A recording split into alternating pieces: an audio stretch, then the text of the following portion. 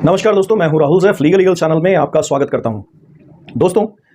आज ये बात जो बताने जा रहा हूं ये आप सबके केस में लागू होगी, 100% होगी। इस वीडियो को ढंग से देखिएगा। यानी कि डोमेस्टिक वायलेंस का केस अगर आपके खिलाफ झूठा लगा है तो उसे खारिज कराना बहुत आसान है। मानता हूं कि आपके लोअर कोर्ट्स में जहां भी ये केसेस चल रहे हैं वहां पर आपकी ज्यादातर बातें अनसुनी की जाती हैं, बातों को समझा नहीं जाता, बिना सोचे समझे आप पर बहुत सारी चीजें थोप दी जाती हैं, लागू कर दी जाती हैं, यहां तक कि एक तरफा सुनवाई हो जाती है आपके केस में। इन सबका रास्ता निकालने का एक बहुत बेहतरीन तरीका है आज वाला ये जजमेंट। इसके अंदर आपको समझना यह है कि आखिर ये मैटर था क्या। पहले मैं इस कंटेंट के बारे में बताता हूं, क्योंकि ये जो जजमेंट आपके वो सुप्रीम कोर्ट का जो मिल रहा है इसके अंदर डिटेलिंग नहीं है, तो हम आपको इसके अंदर थोड़ा सा आगे जाकर समझाएंगे कि किस तरह से आप अपने घरेलू हिंसा के केस को, अगर इस जजमेंट में कोई फायदा मिला है तो कैसे आपको मिल सकता है। पहले जजमेंट समझ लीजिए, फिर प्रक्रिया पर आते हैं। देखिए दोस्तों, इसीलिए कहते हैं एजुकेटेड हो जाइए, और हम इसीलिए आपको एजुकेट करने के लिए कोर्सेज चलाते हैं। बेहतरीन कोर्सेज हैं, काफ़ी लोगों को फायदा मिला है, आपको भी मिल जाएगा। काफ़ी लोग अपने केसेस से बाहर आ चुके हैं और जिनको ये कोर्सेज ज्वाइन किए हुए कुछ ही टाइम हुआ है वो काफ़ी मजबूत हैं, और अब उन्हें इस बात का तो बिल्कुल डर नहीं है कि झूठे केस उनका कुछ बिगाड़ सकते हैं। सबसे अच्छी चीज़ ये है, टाइम और पैसा काफ़ी बचता है और काफ़ी जल्दी फ्री हो जाते हैं। आप भी इसका हिस्सा हो सकते हैं। अगर आपको ये कोर्सेज ज्वाइन करने हैं तो ये व्हाट्सएप नंबर जो है इस पर मैसेज कीजिए, डिटेल आपको मिल जाएगी, फिर आप ज्वाइन कर सकते हैं। आप अगर इस पर कोई कानूनी सलाह चाहते हैं, समस्या कोई अगर फेस कर रहे हैं कानूनी, तो फिर इसके लिए भी व्हाट्सएप नंबर पर मैसेज कीजिएगा, आपको रिवर्ट में मैसेज से ही अपॉइंटमेंट मिल जाएगा और फिर हम बात कर पाएंगे। ये मैटर कुछ ऐसे था कि पत्नी जो थी उनका जो इंटेंशन था वो अपने पति को, जैसा कि आमतौर पर झूठे केसेस में फंसाना ही होता है और उन्हें एक्सटॉर्ट करके कुछ पैसे की पाबंदी उनके ऊपर लगानी होती है, थोपनी होती है, जिससे कि वो मस्ती से अपने पति को एक्सटॉर्ट भी कर लें और मतलब यानी प्रताड़ित भी कर लें, और उसके बाद उसके ही पैसों से काफ़ी कुछ राहत लें। बच्ची थी उनकी, तो उन्होंने क्या किया कि लोअर कोर्ट में जब अपील की तो पति को बिना सुने ढंग से और एक तरफा सारा जो है खेल रच दिया लोअर कोर्ट ने, जैसा कि अक्सर होता आ रहा है। तो 2,500 रुपये पत्नी के नाम से और 4,000 रुपये बच्चे के नाम से अलॉट कर दिए गए, और राइट ऑफ रेजिडेंस जो है वो भी पत्नी को दे दिया गया पति के घर में। अब पति को लगा कि मेरे साथ तो अन्याय हुआ, जैसा कि आप लोग सब भी देखते हैं, तो उन्होंने हाईकोर्ट में अपील की। उन्होंने जो भी तथ्य और जो भी सारे सबूत थे, जो भी सारे उनके पास अपने तरीके से कॉन्ट्रडिक्शन समझाने का तरीका था अपनी पत्नी के खिलाफ, वो सारा का सारा उन्होंने अपने लोअर कोर्ट में जो रखा था वही ले जाके हाई कोर्ट में भी रख दिया। अब जब हाई कोर्ट में बात आई तो हाई कोर्ट ने तथ्यों को जांचा, तर्क के आधार पर सबूतों को समझा, और बाकी जो भी पेशकश पति की तरफ से थी उन सबको गहराई से जांचने के बाद लगा कि अन्याय तो हुआ है पति के साथ। तो उस सूरत में पति के फेवर में ये जजमेंट आ गया कि पत्नी का जो डीवी का केस बनाया गया है वो पूरी तरह से सबूतों के अभाव में लागू ही नहीं होता। पत्नी साबित ही नहीं कर पा रही कि उसके साथ क्रूरता हुई है या पति ने उसको घर से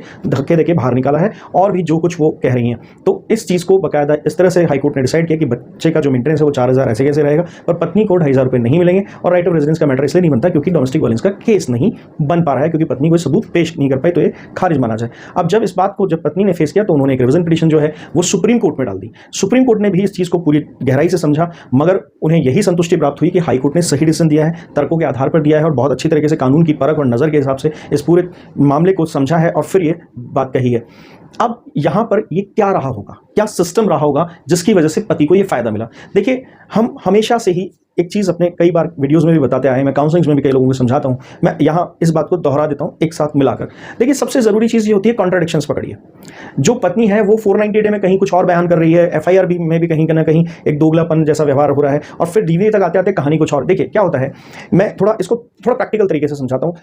जब FIR के वक्त आते हैं तो उस टाइम क्या होता है, जल्दबाजी में होते हैं, हड़बड़ाहट में होते हैं, केस जो है लगाना होता है, जल्दी में होते हैं, तो जो कहानी 2 पन्नों में ही सिमट कर रह जाती है और उसके अंदर कई चीज़ें आगे पीछे हो जाती हैं। जब 498 में आता तो लगता है अरे ये छूट गया वो छूट गया, फिर तैयारी उसी तरह से होती है, पर जो वहाँ छोड़कर आ गए कंप्लेन के अंदर 498 का, वो 498 की पिटीशन बनाते वक्त ध्यान में नहीं रखा जाता और ना ही उसको सामने रखकर उसको इस्तेमाल किया जाता है। अगर इतना ही समझदार कोई व्यक्ति होगा तो झूठा केस अपने क्लाइंट के लिए लगाएगा ही क्यों, बतौर एक वकील, इतना अनर्गल बातों पर बिना सबूत के। फिर क्या होता है कि फिर दिमाग में आता है दौर के यार 498 तो लगा रखा है, पर DV भी तो जरूरी है, हॉलिडे पैकेज है ना, तो मसलना अच्छी तरह से पति को रगड़ना है, झूठा केस लगाना है। अब वहां पर डोमेस्टिक वायलेंस के हिसाब से कहानी घड़ी जाती है, क्योंकि डोमेस्टिक वायलेंस का केस बनाने के लिए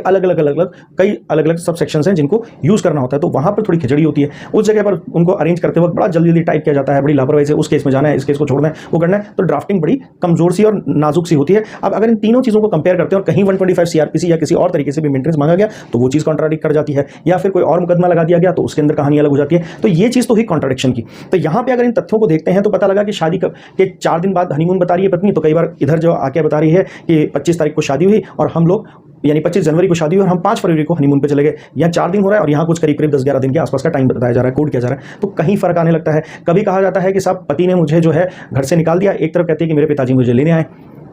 बहुत सारी चीज़ें मैं जैसे समझाना चाह रहा हूँ आप समझ गए। कॉन्ट्राडिक्शन दूसरी चीज़ होती है, आपके पास एविडेंसेस हैं क्या। देखिए कई बार कई लोग कहते हैं कि साहब हमारे पास एविडेंस नहीं है, पर अगर आप घर में टटोलेंगे तो आपके हनीमून की फोटोग्राफ्स हैं, आपके घर में छोटे मोटे फंक्शंस होते रहे, आपने अपनी पत्नी के साथ अच्छे पल बिताए, घूमने गए, हनीमून से आने के बाद भी कई बार हम लोग अपनी सिटी में भी घूमते हैं, रमणीय जगहों पे जाते हैं, कई बार कुछ अच्छे ओकेजन होता है, दिवाली है, होली है, मतलब व्रत त्यौहार है, कुछ भी है, तो उस टाइम हमने बहुत अच्छे पल बिताए हैं। हम जर्नल भी बैठे बैठे फोटो खींच लेते हैं एक दूसरे की, तो वो भी सबूत हो सकते हैं। मतलब सबूत कहीं से भी इकट्ठा किया जा सकता है। आप इसको ये ना माने कि मेरे पास कोई इवेंट से रिलेटेड सबूत, अगर आपने अच्छे पल बिताए हैं, अच्छा वक्त गुजारा है, आपके व्हाट्सएप मैसेजेस एक दूसरे के काम आते हैं, कॉल्स एक दूसरे के काम आती हैं, तो जर्नल होती है सब्जी ले आओ वो करो, तो सब्जी लाने के अंदर एक बात समझ में आती है कि वो आपको इस हद से क्यों बोलती है, और आपने कहा हाँ लेके आ रहा हूँ, तो अगर इस तरह की कोई रिकॉर्डिंग है तो भी काम कर जाती है, मैसेज है तो भी काम कर जाता है। तो क्योंकि पत्नी ये भी तो कह रही थी मुझे खाने पीने के लिए नहीं दिया, मुझे तो भूखा रखा गया, तो जब पत्नी के कहने पे आप सब्जी ला के दे रहे हैं, उसको रेस्टोरेंट्स में खाना खिला रहे हैं, अपने हाथ से भी खिलाते हुए फोटो होती है, समझने की कोशिश कीजिए, ऐसी कुछ प्रक्रियाएं होती हैं। तो यहाँ पर ये भी एविडेंसेस का काम करती है। मैं बहुत सिंपलीफाइड चीज़ों पे बात कर रहा हूँ, मैं बहुत हार्डकोर उन लोगों की तरह बात नहीं कर रहा जिनको अपनी पत्नी पे शक हो गया था और उन्होंने इन्वेस्टिगेशन सी चालू कर दी थी, वो रिकॉर्डिंग करने लग गए, वो तथ्य बनाने लग गए, सबूत बनाने लग गए, उनकी बात नहीं कर रहा। जिनके पास सबूत ही ना के बराबर है, जिन्हें टटोलने पर नहीं मिल रहा है, कहाँ से लाएं। तो ये छोटे छोटे से इवेंट्स भी जोड़कर आपके सबूत खड़े करते हैं। तीसरी चीज़ है सेल्फ इन्वेस्टिगेशन। जब इस तरह के केसेस लगते हैं तब आपको प्रोसीजर के अकॉर्डिंग समझना होता है, तो उसके लिए पहले लॉ को थोड़ा समझिए और फिर उसमें इन्वेस्टिगेशन का इनपुट डालिए। सेल्फ इन्वेस्टिगेशन किसे कहते हैं, इस पे एक वीडियो बना हुआ है, बहुत डिटेल वीडियो है, बहुत सारे एग्जांपल से भरा पड़ा है। रिसेंटली ही कुछ 10-12 वीडियो पहले ही मैंने इसको बनाया था, तो आप मेरे वीडियोस वाले सेक्शन में जाकर नीचे स्क्रॉल करके उसे देख सकते हैं, पर फिर भी थोड़ा बहुत आइडिया देता हूँ। देखिए सेल्फ इन्वेस्टिगेशन के छोटे मोटे उदाहरण ले लीजिए। कई बार क्या होता है, पत्नी जो है सबसे पहले तो ये दिखा रही होती है कि वो आपके यहाँ से मार खा के गई,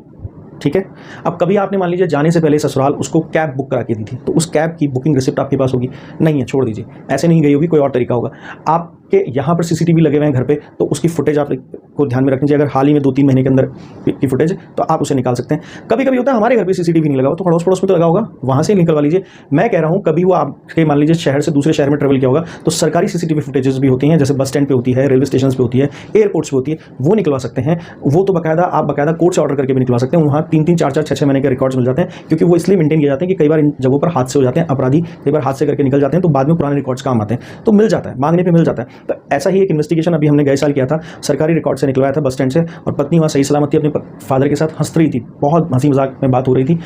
ऐसी कुछ बातें अगर आपने कॉल रिकॉर्ड नहीं किए, पर आपकी पत्नी के साथ बीच बीच में आपकी कॉल से बात होती रही जाने के बाद, तो फिर षड्यंत्रपूर्वक तरीके से उन्होंने कहा, तो ऐसे सारी इन्वेस्टिगेशन, तो ये सब चीज़ें जब आप दिखाते हैं तो पत्नी की मनगढ़ंत बातें नहीं चलती, और आपको हमेशा इस बात के लिए लोअर कोर्ट्स में भिड़ना होता है, हमेशा इस बात के लिए झगड़ना होता है कि वो एविडेंसेस दिखाए, क्योंकि बर्डन ऑफ प्रूफ जो है, एविडेंस का जो बर्डन है वो पिटिशनर के ऊपर होता है। पिटिशनर कौन होता है? जो कि आपकी पत्नी है, जिसने केस लगाया है। रिस्पोंडेंट यानी कि जिसके ऊपर केस लगा है, उसके ऊपर बर्डन ऑफ प्रूफ नहीं होता है। इसलिए अगर आप जूझ जाएंगे, भिड़ जाएंगे कि नहीं मुझे इसके एविडेंसेस देखने हैं, आप एविडेंस स्टेज पे लेके आइए, और फिर उसके बाद देखिए, जैसा कि मैं हमेशा कहता आया हूं, एविडेंस स्टेज जल्दी लाने के लिए आप कभी रिप्लाई मत दीजिए, एफिडेविट के साथ आप ऑब्जेक्शन डालिए, रिजल्ट आता है, बहुत बेहतरीन रिजल्ट आता है। ये सब चीज़ें करने का मतलब और मकसद मैं क्या चाहता हूं, मैं ये चाहता हूं इतनी डिटेल में, ये छोटे सा जजमेंट की स्टोरी भी सुना के रोक सकता था अपनी बात, पर इतनी डिटेल में अगर आपको समझा है तो यही है वो तरीका कि अगर आप 5 सबूत भी लेके सामने खड़े हो गए, गवाह भी लेके साथ में खड़े हो गए, मैं ये बात थोड़ा सा कहना भूल गया था कि आप सबसे ज़रूरी चीज़ ये है कि अगर आपके पास आई विटनेस हैं, आपके दोस्त, आपके पड़ोसी, आपके रिश्तेदार, तो उनमें से भी 1-2 को फेवर में लीजिए। इतने लोग तो दुनिया में आपकी मदद करने वाले हो ही जाते हैं कि 2 या 3 लोगों को अगर आप कोर्ट में